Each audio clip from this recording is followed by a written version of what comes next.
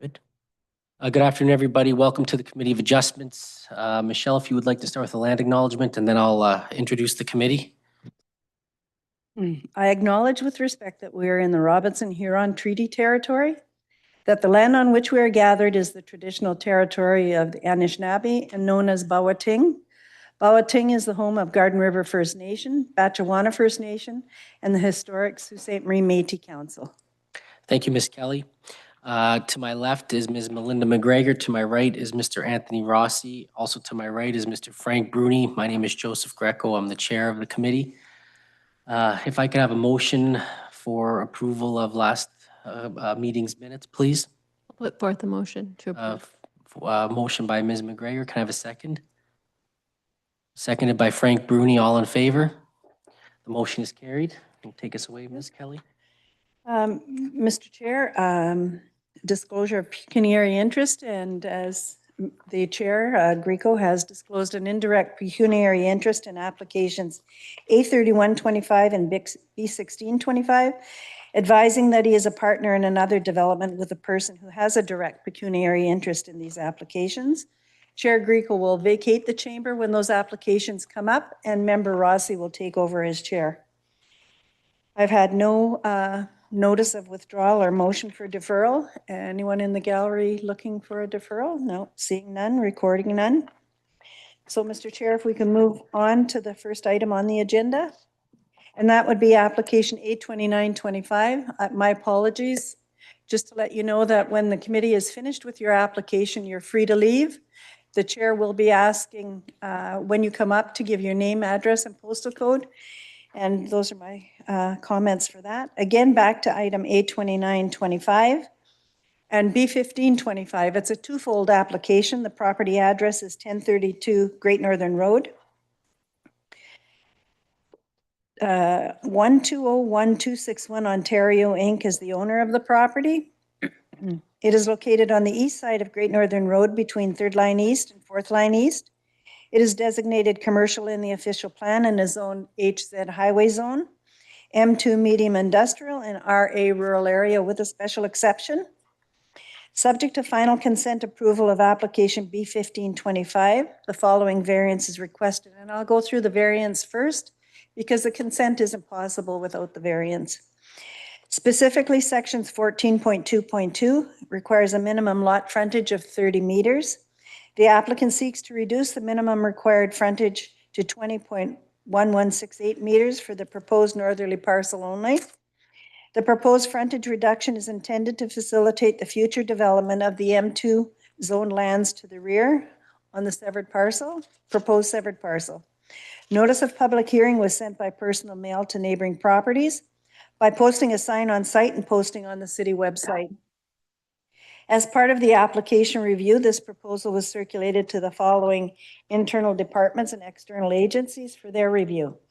Algoma Public Health did not comment. Building Division had no objections. Conservation Authority had no concerns. Engineering Construction had no concerns but wished to make the applicant aware of the following. These properties are subject to site plan control, and as such, development-related concerns will be addressed as part of the approval process in the future. The severed lands are serviced by a 150 millimeter PVC sanitary lateral located approximately 31 meters south of the northernmost property line of the ingress-egress easement of the larger parcel. A gas main appears to traverse the largest parcel along the southern property line. Fire Services did not comment. Legal Department had no comment. Planning Division staff does not object to the proposed minor variance. The reduction to frontage of the property will allow the minimum frontage of an M2 parcel to be met while also permitting an additional use should the severance be granted. This will increase the utilization of the lands while maintaining the intended zoning that has been applied to the parcel. This application supports official plan policies that promote maintaining an adequate supply of industrial land while maintaining the policies of providing services to the traveling public adjacent to Great Northern Road. The zoning of this property is maintained and provides for additional options for better utilization of the land. For these reasons, this is desirable for the community, and the request required is considered minor in nature. As a condition of approval, planning recommends that no industrial use be permitted in the reduced frontage area that is zoned highway zone. Staff and outside agencies are supportive of the request. No submitted comments from neighboring property owners. Planning staff requests that any approval be conditional on prohibiting any industrial use in the easement area. The committee is encouraged to attach the following condition to any approval: that industrial use is prohibited in, on, or along the requested easement. That's a minor variance, and now I'll review the consent with you, and then, Mr. Chair, you'll ask for a motion on each application or discussion. This one, the variance first, correct? Yeah, but I think we need to at least let everyone know what the consent is about so that you can take it in consideration together. If you want to lead off with that now. Yeah. Okay.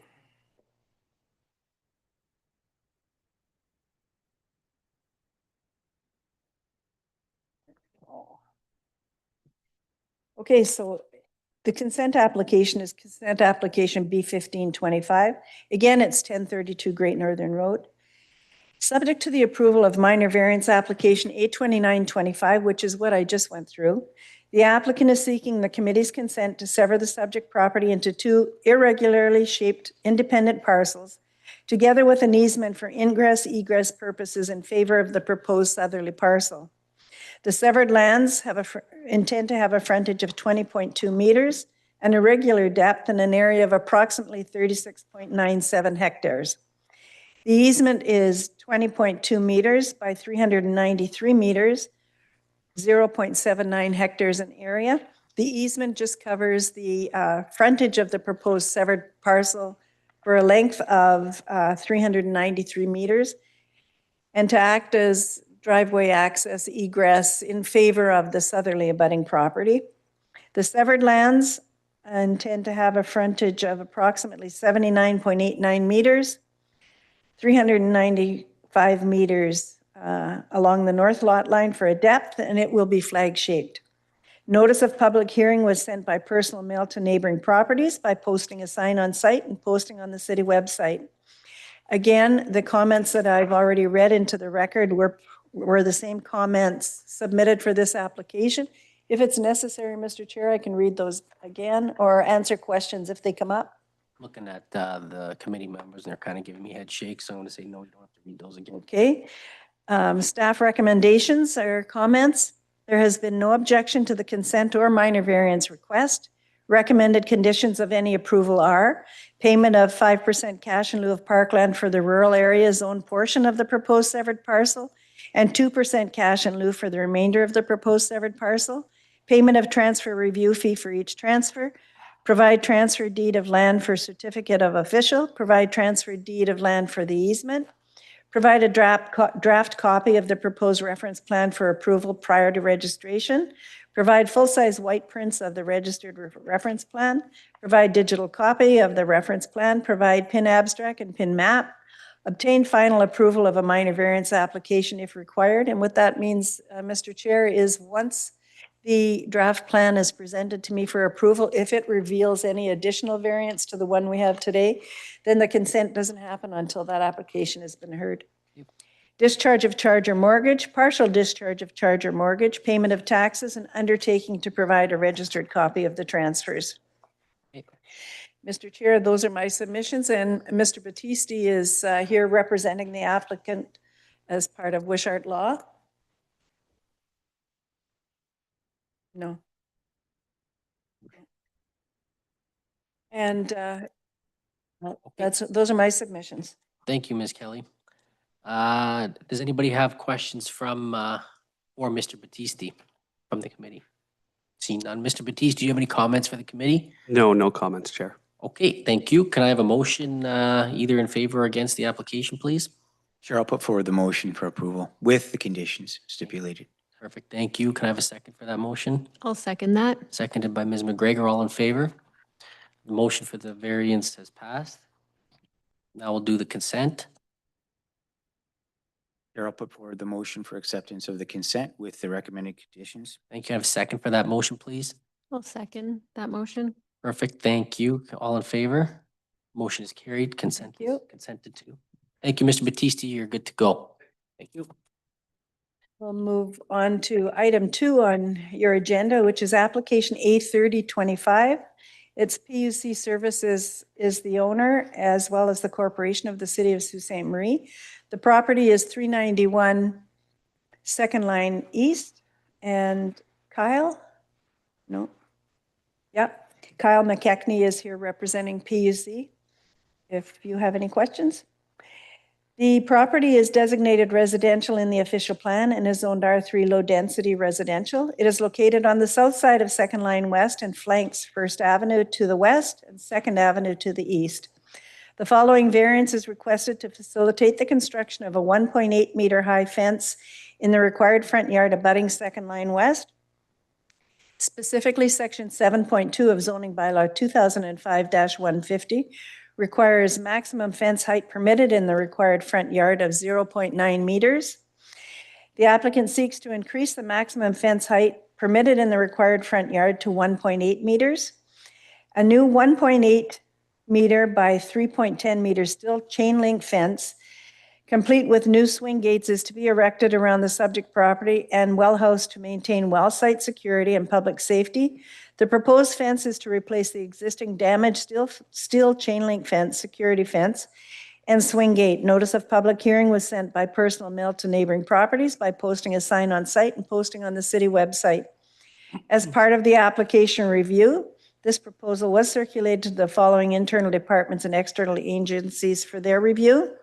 Building Division had no objections. Engineering and Construction had no concerns. Fire Services had no comment. Legal Department had no comment. Planning Division had no objections. Protection of water sources is discussed in the official plan. The limiting height of fences in the front yard is in part tied to avoiding creating visual walls that have a tunneling effect through a neighborhood. Given this property has public streets adjacent to the property, the use of a chain link fence will soften this effect. Ensuring that water sources are secured and protecting the area from the public is desirable for the community. The requested relief from the front yard fence is minor in nature. Planning recommends that this variance apply to a chain link fence only, and there has been no objection to the request. No evidence has been presented to indicate that approval would create an adverse impact. It is recommended that any approval be made conditional as follows, that the variance applies to a chain link fence only. And those are my submissions, Mr. Chair. Thank you, Ms. Kelly. Anybody here from PUC? Anybody have your name and your position, I suppose, at the PUC? Hi, good afternoon. My name is Kyle McKechnie. I'm an engineer at PUC Services. Project lead for this project at 391 Second Line West. Perfect. Any questions? Okay, any questions from committee members to Mr. McKechnie? I'm seeing none. Do you have any questions or comments for us, Mr. McKechnie? Perfect, thank you. Is there anybody in the gallery that wishes to speak to this matter? Seeing none, can I have a motion in favor or against, please? A motion in favor of the application with the condition noted. Thank you. Can I have a second for that motion? Second. Thank you. Seconded by Mr. Rossi. All in favor? Motion's carried. Thank you, Mr. McKechnie. Have a good day. Thank you. Mr. Chair, Yes. ask that you vacate the chambers, and if Member Rossi would take over the chair, we'll move on to the next application.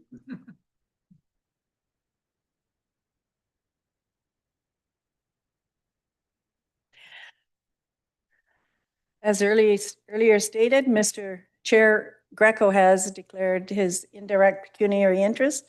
It's noted that he's vacated the chambers, and Member Rossi has taken over the chair. It's again a twofold application, both a minor variance and a consent. We'll start with the minor variance.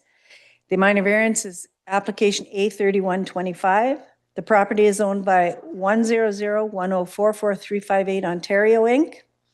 The subject property is 1077 Lake Street. It is located on the west side of Lake Street between Pentagon Boulevard and Poating Place. It is designated residential in the official plan and is zoned R2 gentle density residential. The specific request for a variance to the zoning bylaw is to section 4.14.10, minimum frontage of 9.2 meters for each unit. The applicant seeks to reduce the minimum required frontage to 8.8 meters for the northerly unit and to 8.4 meters for the southerly unit. The proposed frontage reduction is intended to assist in providing autonomous title to each unit. Notice of public hearing was sent by personal mail to neighboring properties, by posting a sign on site, and by posting on the city website. As part of the application review, this proposal was circulated to the following internal departments and external agencies for their review. Building Division had no comment. The Conservation Authority had no concerns. Engineering and Construction had no concerns. Fire Services did not comment. Legal Department had no comment. Planning Division had no objections.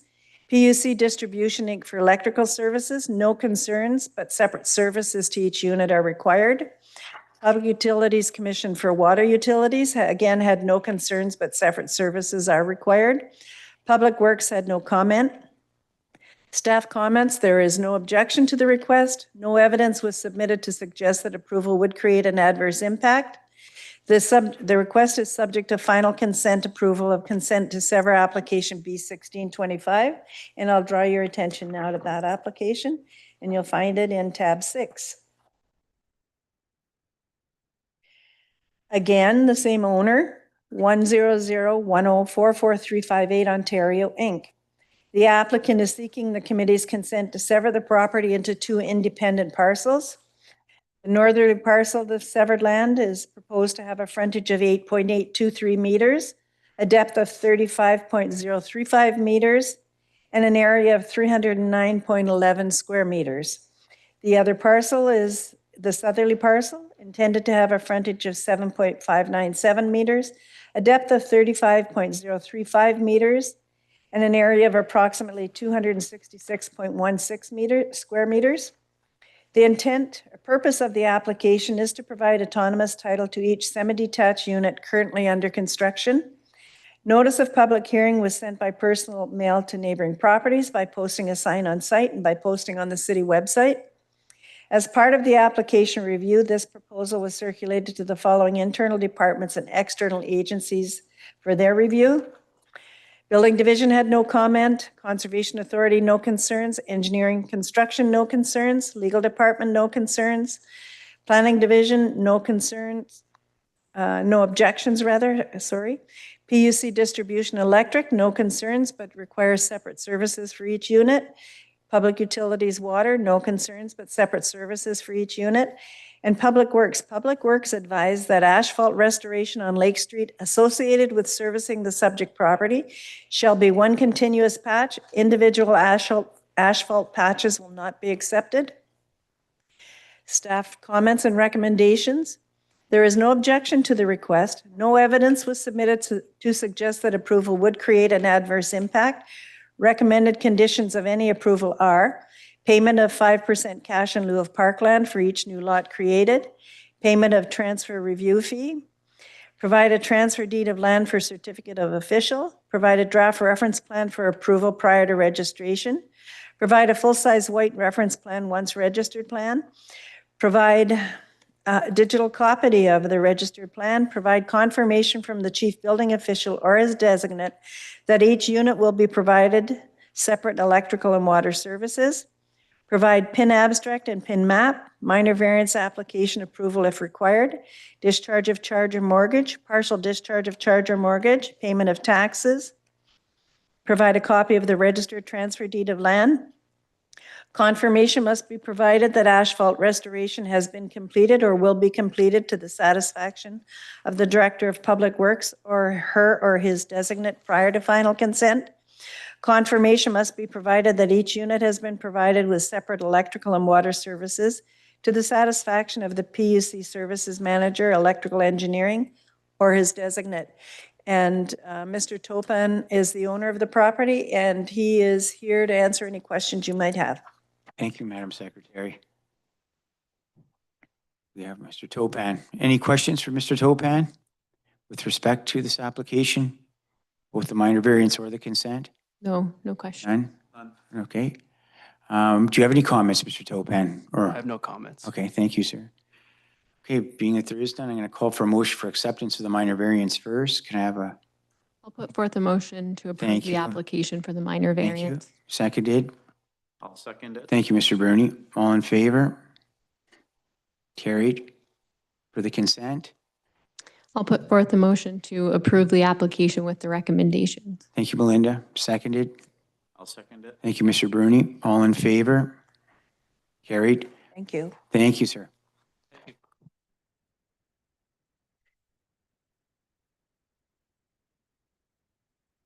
Mr. Rossi, if you would ask the chair to I will ask Mr. Greco come to back. return.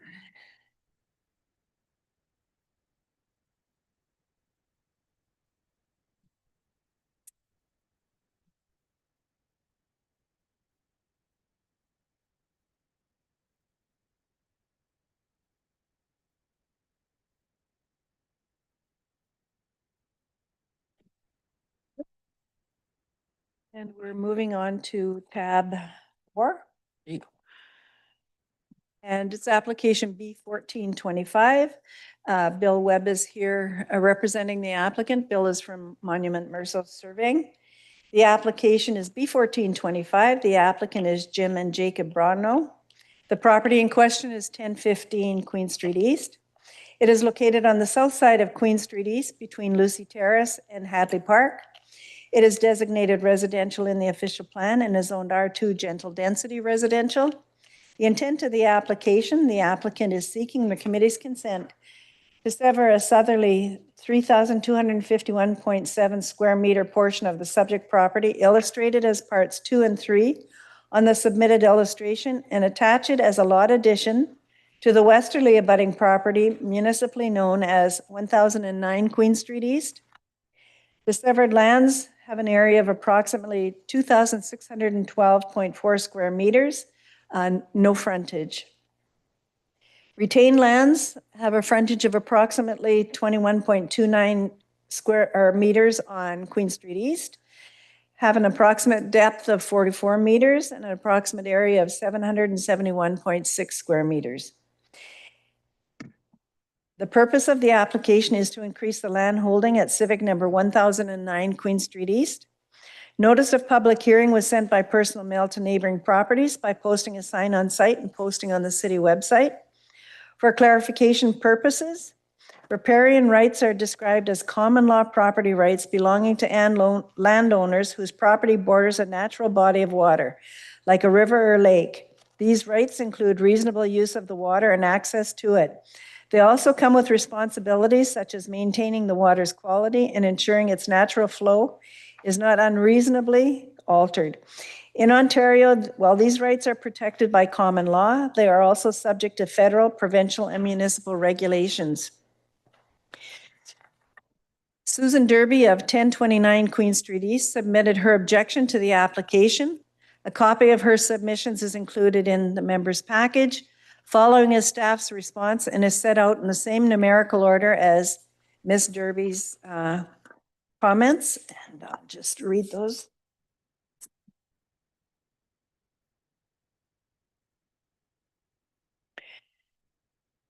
Comment 1, waterfront ownership and expansion of rights. Will the subject severance effectively grant the applicant additional waterfront property for enhanced riparian rights that were not originally part of 1009 Queen Street East? My response was yes. It will include additional waterfront property and the rights that come with owning waterfront property. Structures such as docks, boathouses, retaining walls require Conservation Authority approvals, and in some cases, Ministry of Natural Resource approval and building permit approvals. The second part of that question was, if so, what verified survey evidence or title documentation confirms that this transfer is lawful and does not encroach upon Crown shore allowances or public waterfront access? And my response was, one of the conditions of consent approval is that a survey is done which illustrates the committee's decision. The second question was purpose and future intent. What is the stated purpose of the land transfer, and will the applicant clearly disclose any plans for future development, shoreline alteration, or expanded waterfront use, for example, docks, boathouses, or retaining walls? My response, the intent purpose of the land transfer is to add to the land holding of the abutting property. The landowner applicant is not obligated to disclose future plans. The committee cannot consider future development in making their decision. The committee's decision must be based on the application before them, that is to say, a transfer for lot addition purposes. The second part of that question, if the intent is not purely for boundary clarification, what assurances exist that this transfer will not lead to further applications for development or intensification inconsistent with the character of the area? And my response? No assurances exist. Neither the committee nor council have the authority to take away a person's right to submit further applications.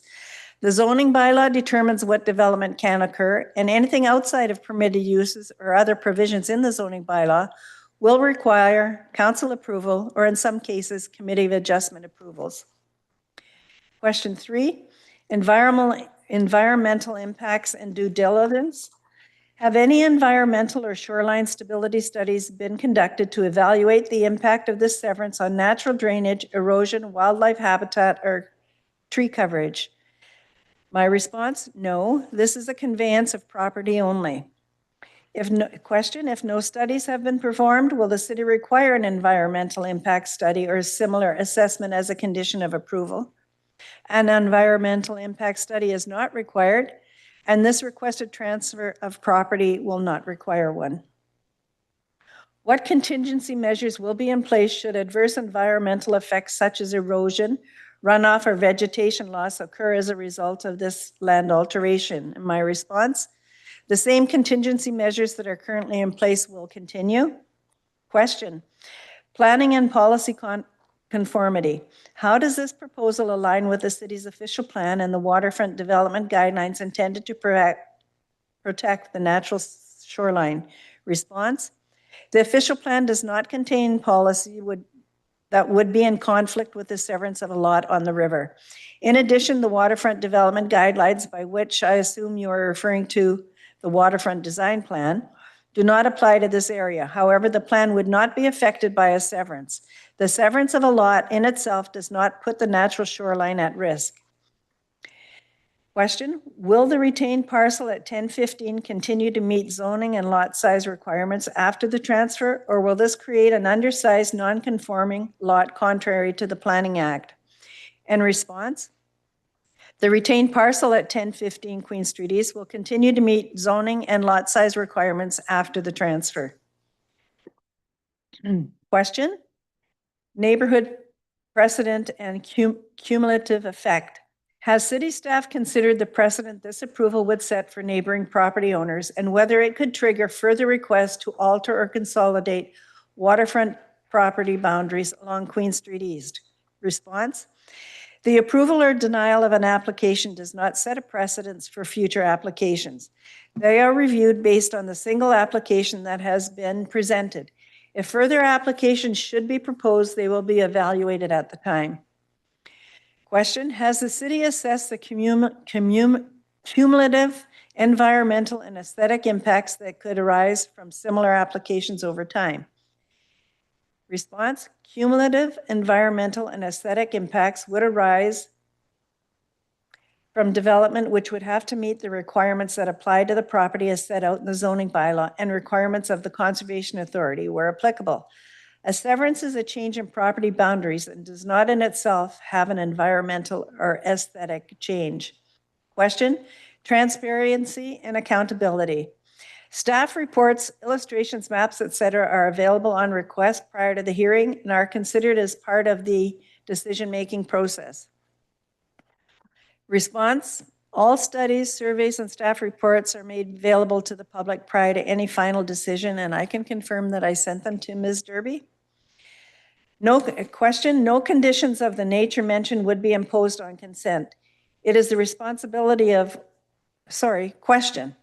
If the committee grants provisional consent, will conditions be imposed to ensure no physical work, alteration, or development occurs until all environmental and legal matters are verified by the appropriate authorities? Response, no conditions of the nature mentioned would be imposed on consent. It is the responsibility of all property owners to follow all provisions governing their properties from all applicable authorities prior to the commencement of any work. Lastly, this section of Queen Street East represents one of the, and this is a comment from Ms. Derby, Lastly, this section of Queen Street East represents one of the few remaining areas where historic shoreline character has been largely preserved. Any action that may alter this balance should be supported by comprehensive studies, clear evidence of conformity, and full transparency for the community. For these reasons, I urge the committee to defer or deny this application until the questions above are satisfactorily answered and all potential environmental, legal, and precedent-setting consequences are properly evaluated. Again, thank you for the opportunity to present my concerns. Mr. Chair, we can go through discussion and asking if any neighbors have questions or comments. But prior to the committee putting any motion on the floor, we have a request for a deferral. Okay. So we'll have to deal with that before the committee members put a motion on the floor. Who's got the request for deferral? In her comments, she asked that the committee either defer or deny the application. So we will deal with that deferral or denial once you have discussion, Okay. and invite anybody else that wishes to speak.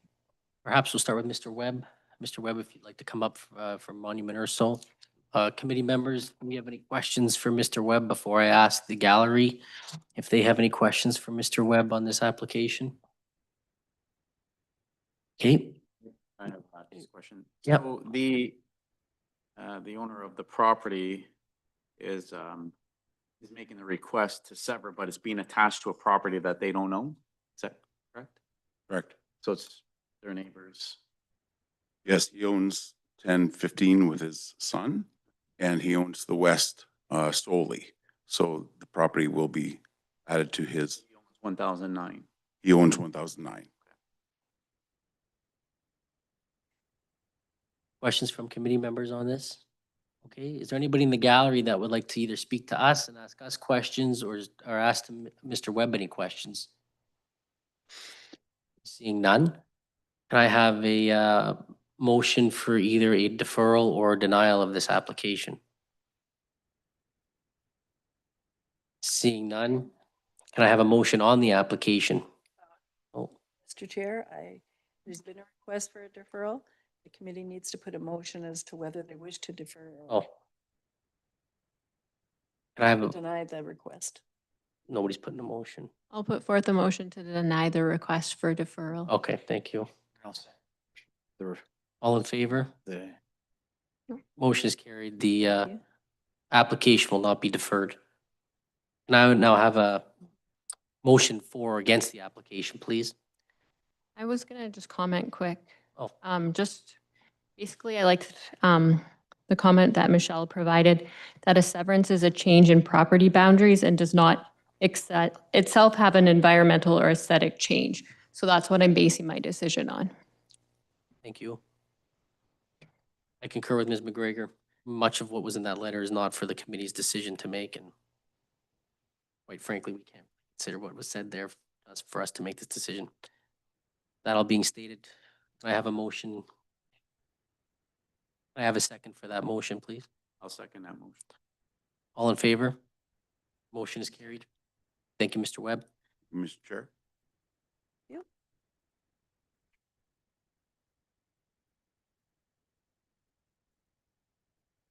Never That's it. Okay.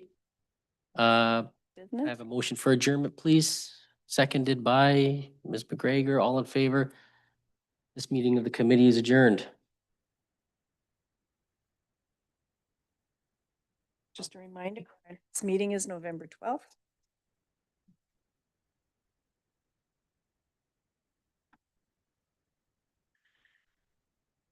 Sign those. I took the two, but you can't sign. so no anticipated meetings in December.